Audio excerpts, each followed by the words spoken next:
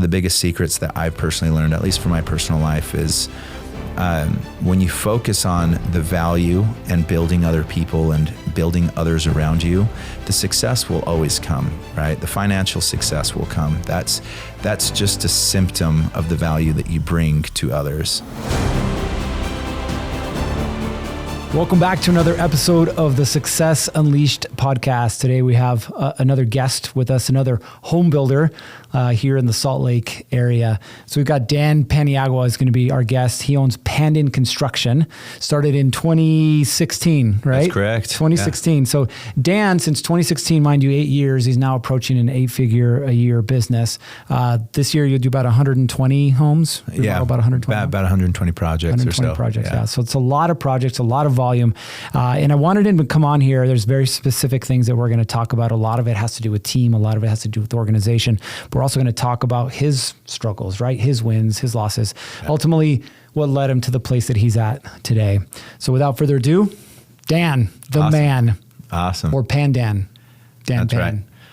How'd you come up with that name? Let's start there. Pandan Construction. Well, we actually started out as Pan Homes before, which was more of like I was a lone wolf way back then. It was just a house flipping business. So I flipped houses by night, was a real estate agent by day. And then as the construction company became a little more serious, I just needed to have something that meant a little bit more for that business. So our logo is the wolf, and my last name is Paniagua. So the first 3 letters of my last name is Pan.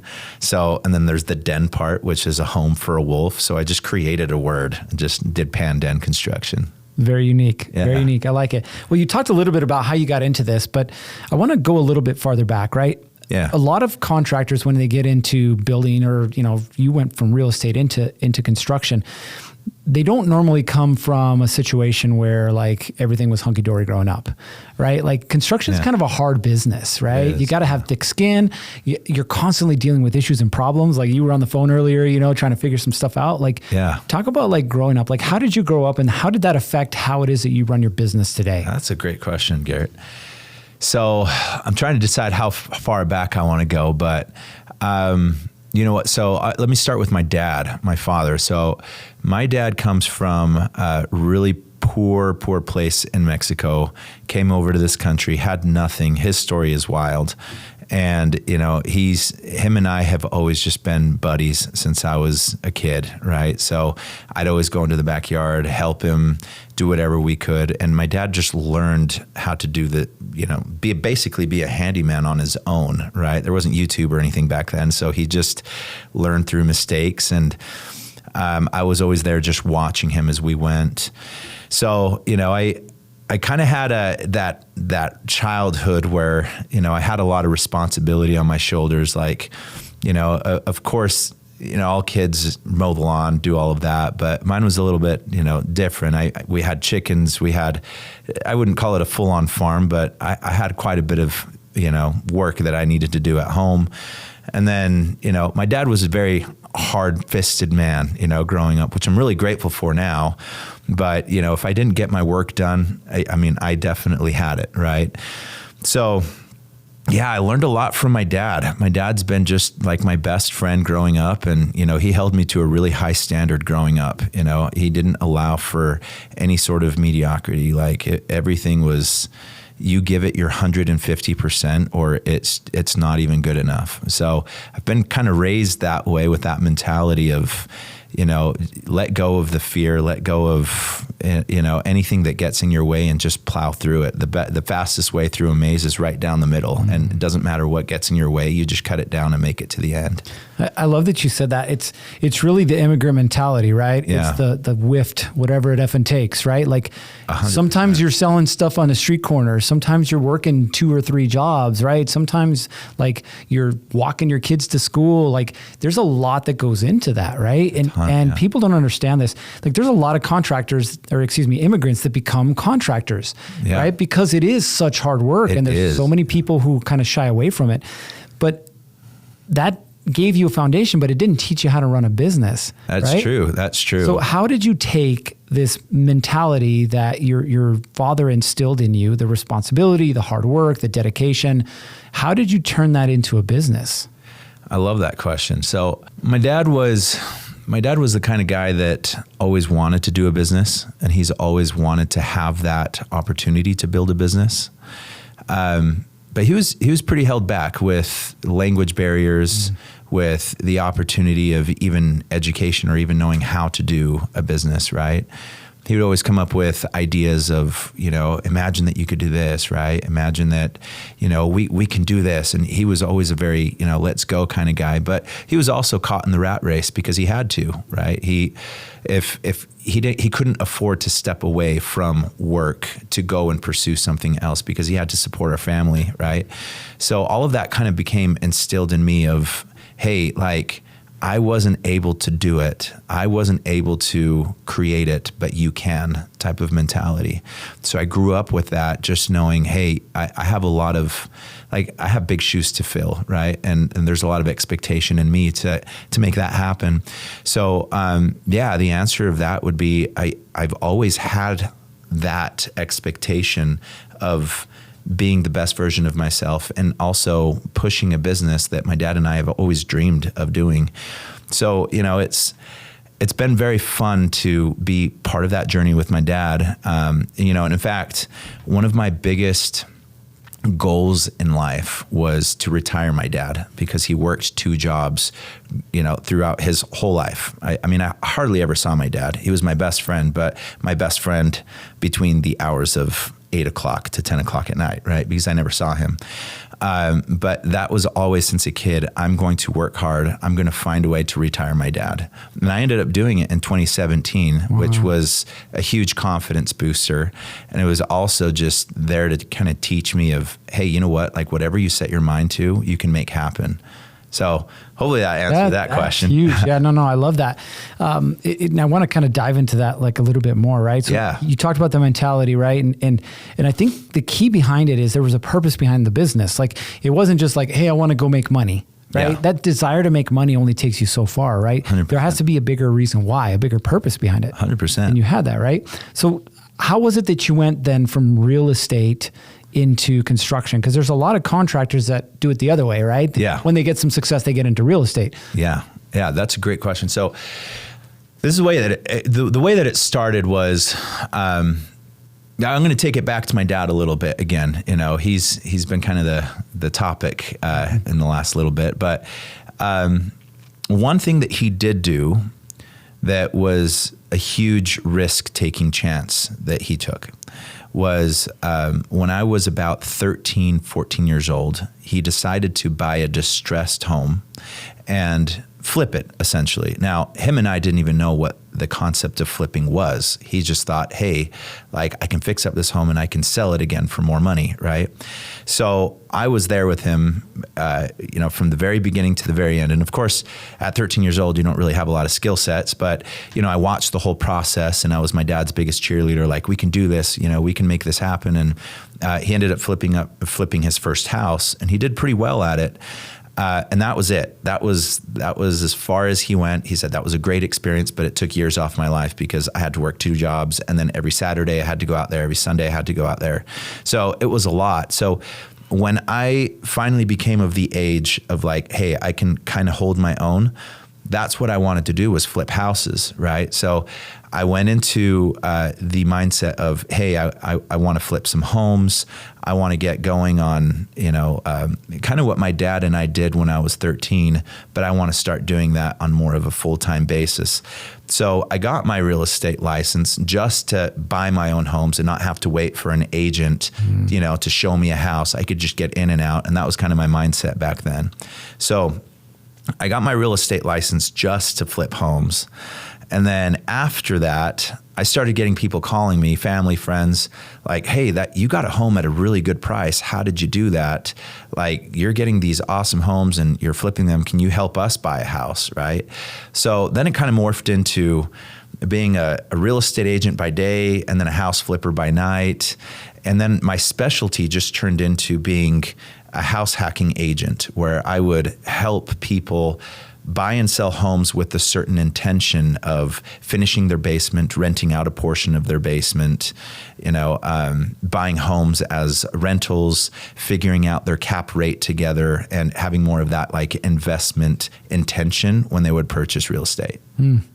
That's really cool. I like that. Yeah. And it's interesting how like you never know where life is going to take you, but it closes some doors, but then it opens up some other ones. 100%. At what point did you say, hey, you know what? This real estate thing's kind of cool, but I think I kind of want to do this construction thing. You know what?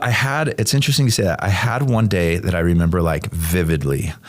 So I was doing really well as a real estate agent. I took that job very serious, and I still do real estate from time to time. Love doing real estate. But I remember that, I found a lot of success, and, I kind of give this visual. I hiked to the top of, my little peak. I looked out, saw the success, had the success, but it was pretty lonely at the top, right? And, I just thought to myself like, okay, this would be so cool to actually have people there with me, right? Like, I can go on vacation anytime I want. I could do whatever I want, whenever I want. And I have nobody, besides my wife and my kids, right? But we're very social people, right?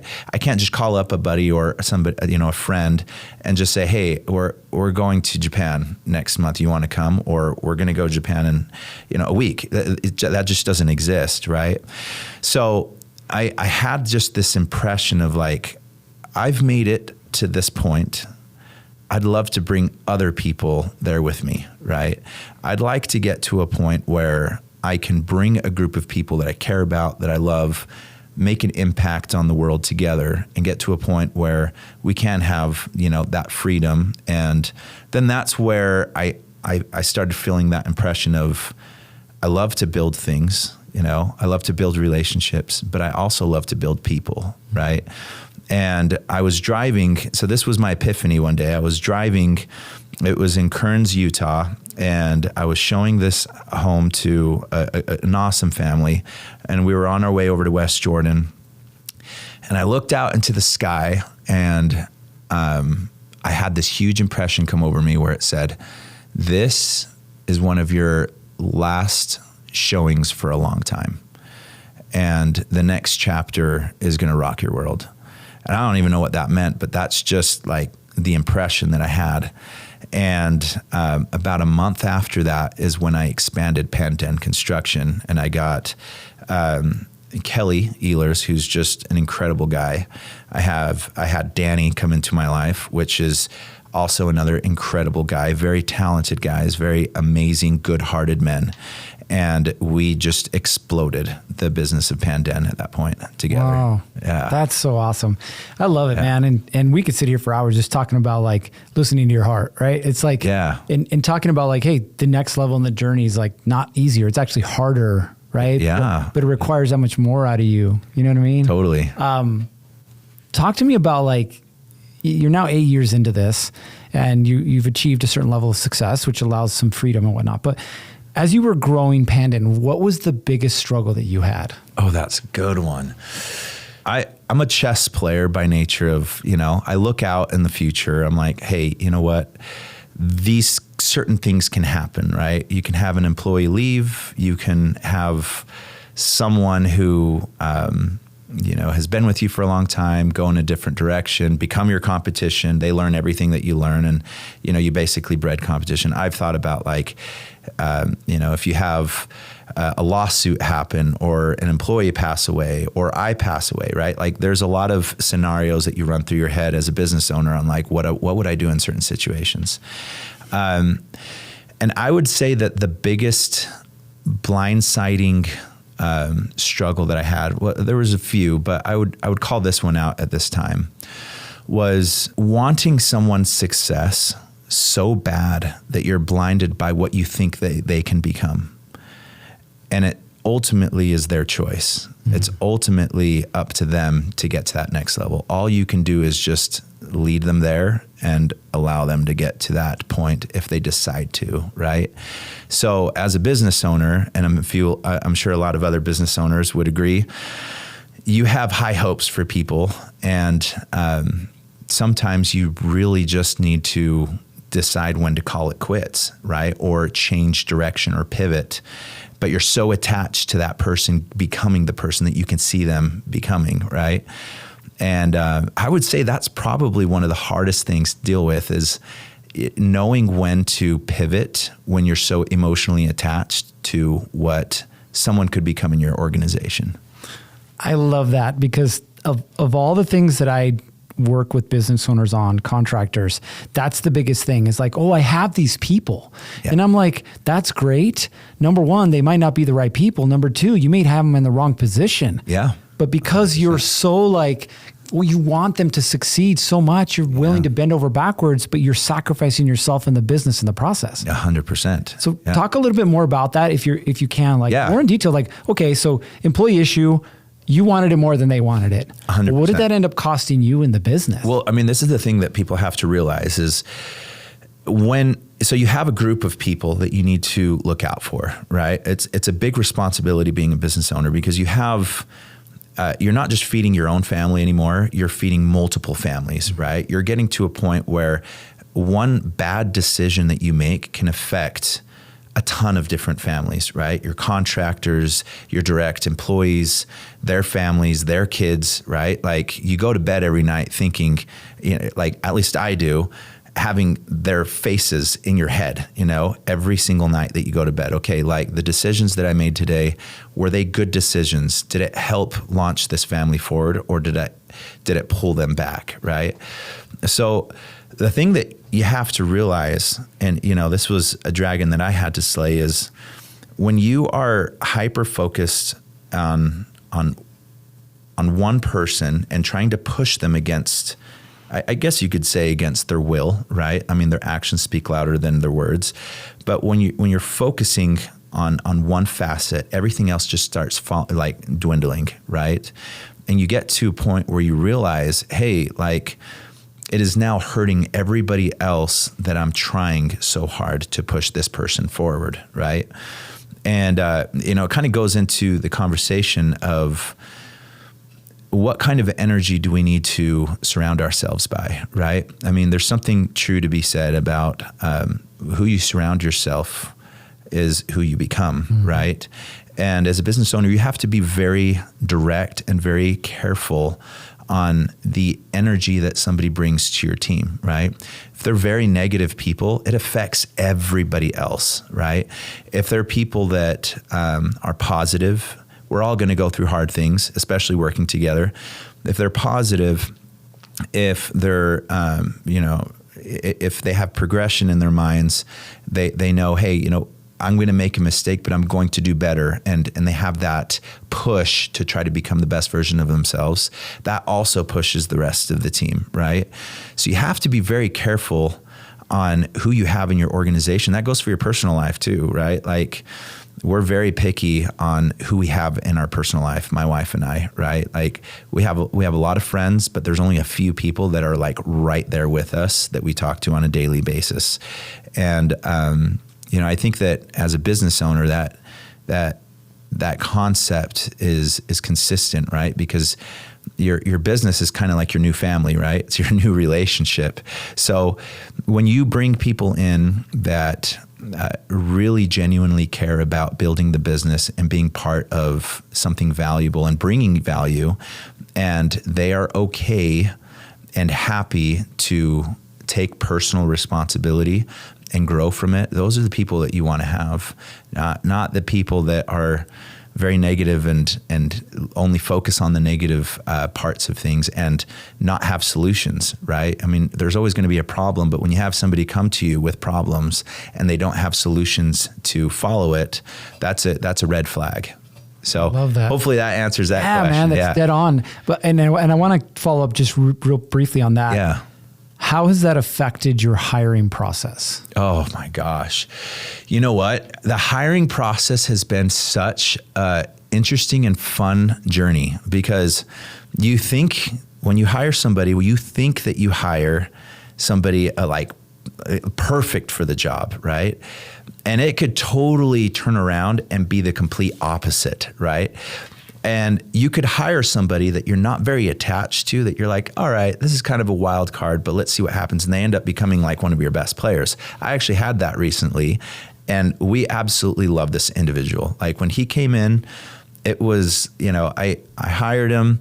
I had hope in him, just like I would anybody, but I didn't have like an emotional attachment to what he would become. I was very neutral through the whole thing. And I didn't give all my cards away right away of, I believe you're going to be this, you're going to get this position someday. I wasn't just handing, like promises left and right with this individual. And he ended up just surprising everybody. He became like one of the strongest and biggest players in Pandan. And, that was a complete surprise. Like his interview process was okay.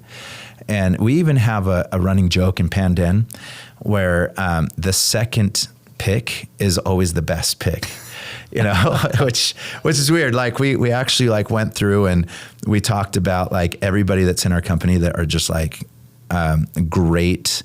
Like they're just there for life, right? And they were all second pick people, right? Like in the interview, which you never know who to, like when you hire somebody, you just don't know who they're going to become until about 3 months later down the road. That makes sense.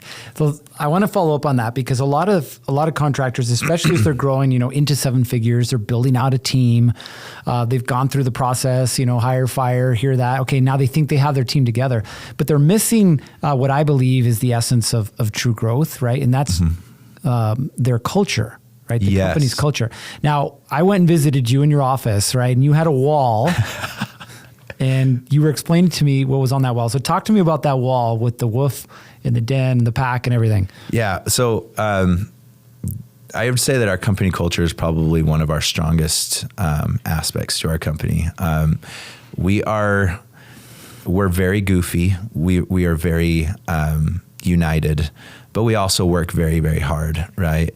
And, many people would think it's silly. Many business owners would think it's silly, but I actually give a nickname to every single person in the company. And I do that for a reason. I want everybody to feel seen and everybody to feel like they have a place in our pack. We have a very fun atmosphere, like people will even hang out after work, right? And people have good personal relationships, even after, like outside of the workplace, right? And a lot of that is just because we have such a healthy culture. I mean, we have a pack mentality motto, right? Like there's no superhero, there's no ego. Like just because I'm steering the ship doesn't mean that my job is more important than the person that's cleaning the ship, right?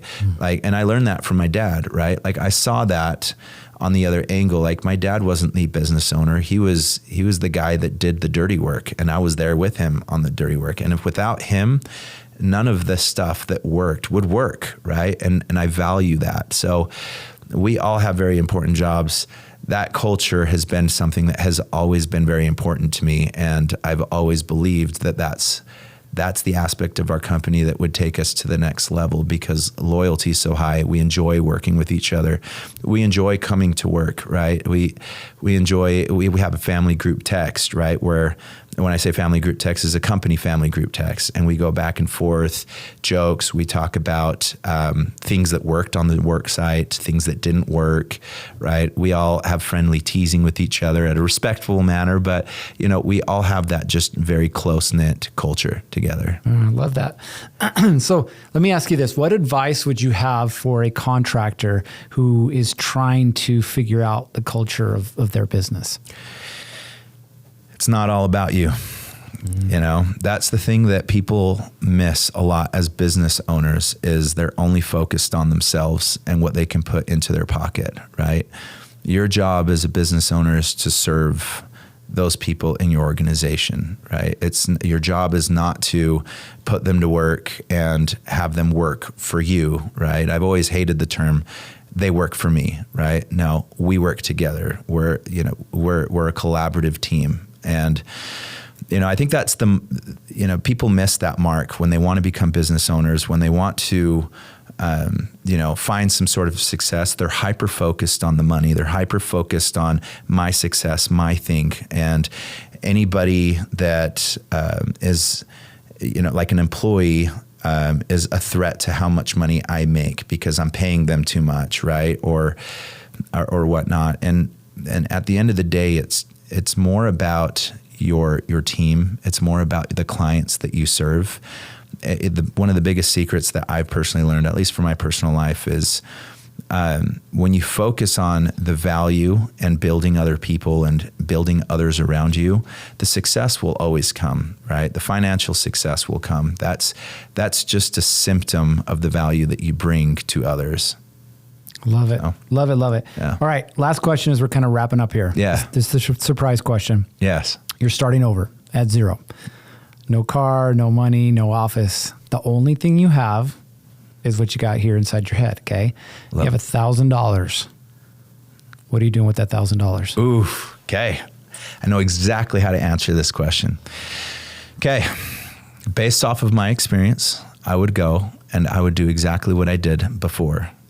I would go and buy a little motorcycle, $500-$600. I would clean it up and I would resell it on KSL or Facebook Marketplace for $1,500. I would grab that $1,500 and spend $1,000 out of that, go get another motorcycle, flip that, clean it up, work my way up into a point where I have, like a car that I'm buying. I'd flip that and I'd start flipping as I go, right?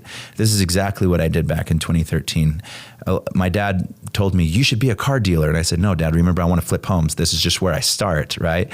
And I would flip things online. Like I would do phones, I would do cars. I mean, I would even go as far as like finding free puppies, right? And I would bring in these puppies and I'd, take care of them and make sure they go to good families, but actually, sell the puppies at a price, right? I would go on to, back then it was KSL, but I would go on KSL, find all of the free stuff. I would pick all that free stuff up and sell it for a profit, but make sure that I give value to it, right? I would clean it up. I would make it more presentable. I'd make sure that whatever I sell actually brought value to the person that was buying it, right?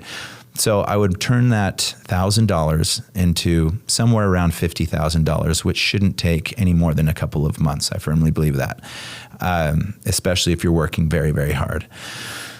Then I would take that $50,000 and then I would open up my business at that point. I would get one person that would be a sales guy, and then I would get one person, or I would actually be the project manager, right? So I would get a sales guy to go out and sell, and then I would manage the projects. And then from there, I would just grow as I did. Wow. Yeah. Dude, I love that answer. It's the first time somebody's brought that up, which I really, really like. That's so cool. Yeah. Well, Dan, I appreciate you being here. And again, if you're a contractor, understand something, right? There's no perfect week. Sometimes you get a good day, right? But no perfect week, 100%. No perfect month. There's the ups, there's the downs. But understand the way that you're going to get to where you want to get to is not through hustle and grind. It's through a team. And hiring the right team, having the right culture, and getting there, as you said, together. I love that. So take this advice, implement it into your business, and you guys know what time it is. It's time for you to get after it. 3, 2, 1, off you go. Thanks for listening to the Success Unleashed podcast. Before we go, show some love for your favorite podcast by liking, subscribing, and leaving us a review. Until we see you again, it's time to get after it. 3, 2, 1, off you go.